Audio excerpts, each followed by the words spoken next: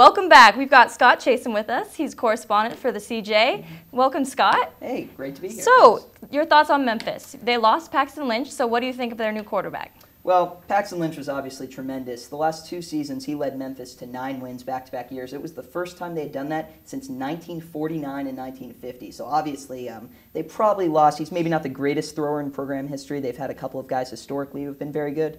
But he's probably the best one of the most recent era. So they're tremendous shoes to fill. And that's not only because Paxton Lynch was something like 6'7", 250. So he's obviously a big figure.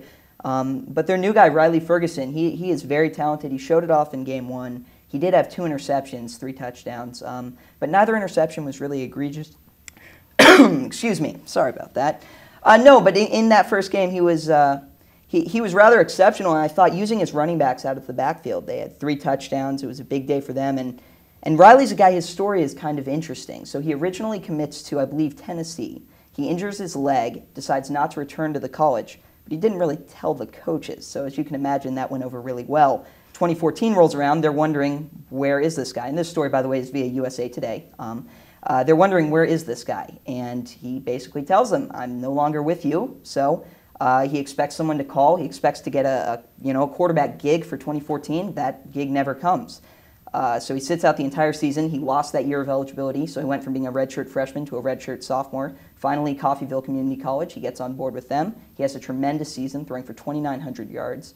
I believe he was top 5, and it was like the Jayhawk League, that community college league, in touchdowns, yards per attempt, things like that. And lo and behold, now he's at Memphis. Texas made a late recruiting push at him, but this is a big dude, just like Paxton Lynch. He's not as big as him. He's a very confident thrower, very good in the face of pressure, and that's important because their offensive line isn't as good as it's been in the past. They have a lot of youth. Now, they do have a lot of size as well. But no, he's needed to stand in there and make a lot of the throws, and that's something he's been very capable of so far. Speaking of quarterbacks, what are you thinking about the quarterback battle between Montel Kozar and Ryan Willis? Well, it's an interesting battle because these are 2 guys who, starting the year, you saw Ryan Willis show off his arm a little bit more last year. So both are capable throwing the ball down the field, but I think at this point, Montel Kozar has emerged, I think, as a better deep thrower, and I think that's the most important thing for this Kansas offense because both guys are fairly accurate short. I might even give Ryan Willis that edge.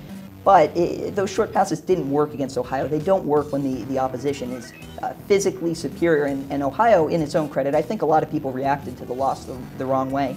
Ohio made a bowl game some 7 out of the last 10 years. This is a very talented team. I know they did lose in week 1. They had a disappointing game against Texas State. But they're a very talented team, and you saw that in the first half.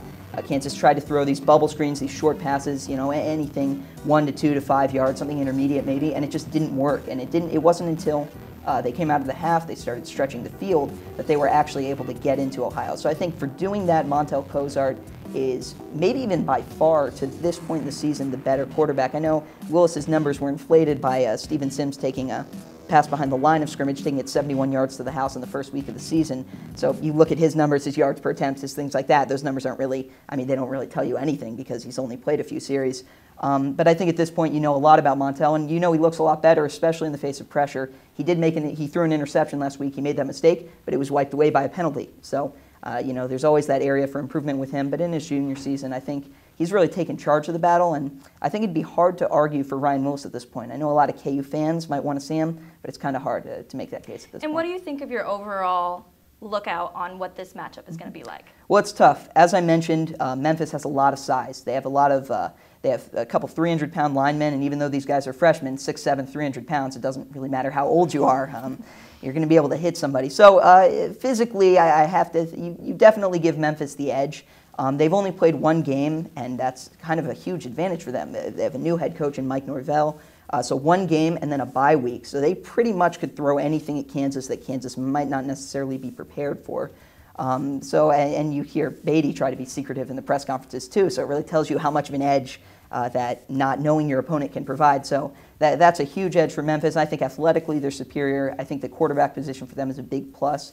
I really am a believer in Riley Ferguson. So it's difficult to expect KU to end its road losing streak, but at the same time, I think you could see it be at least competitive, which would be a step in the right direction, a continual step in the right direction for them. The game against Ohio, like I mentioned, Ohio a good team, but Kansas fought back, and they got back into the game, so a lot of people look at that as a negative. You could also look at the positive side. It just depends if your cup is half empty or half full. Absolutely. Well, Scott, thanks for being with us. Up next, KU women's golf hit the links for the first time this season. What's new this year? No mook and much higher scores. We'll discuss how the team fared in Minnesota right after this.